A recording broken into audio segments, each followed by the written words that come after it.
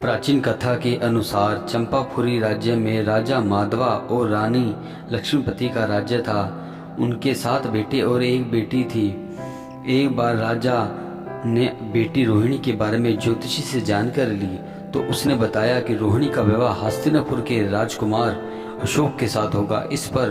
इसके बाद राजा ने स्वयंवर का आयोजन किया। इसमें रोहिणी अशोक का विवाह करा दिया गया। बाद में रोहिणी अशोक राजा रानी बने। एक समय हस्तिनापुर के वन में श्री चारण मुनिराज आए। उनके दर्शन के लिए राजा पहुंचे और धर्मोपदेश ग्रहण किया।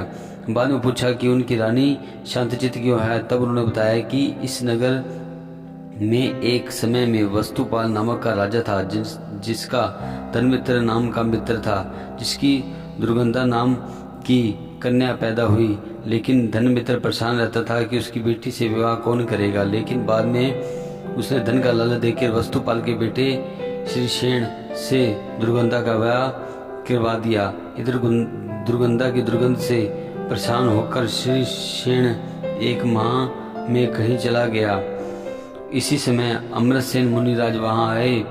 धर्ममित्र और दुर्गंधा उनके दर्शन के लिए पहुंचे। यहाँ धर्ममित्र ने दुर्गंधा के भविष्य के विषय में पूछा तो उन्होंने बताया कि गिरिनार पर्वत के पास एक नगर में भूपाल नामक राजा का राज्य था।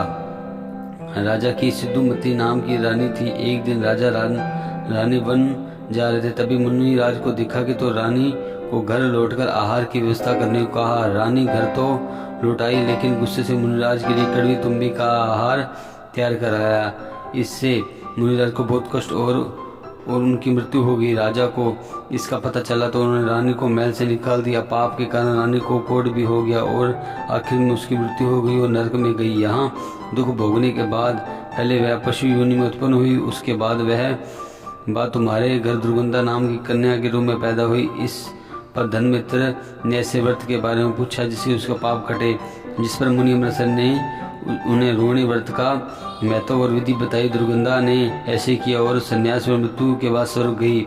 वहां से तुम्हारी रानी बनी। इसके बाद राजा अशोक ने अपनी कहानी के बारे में पूछा तो मुनिराज ने बताया कि भील के जन्म में तुमने भी मुनिराज को कष्ट दी थी। इससे मृत्यु के बाद नरक होते हुए कई योनि में भ्रमण करते हुए व्यापारी के घर पैदा हुए। इसके बाद मुनिराज ने बताने पर रोहिणी व्रत किया और अगले जन्म राजा बने। इस तरह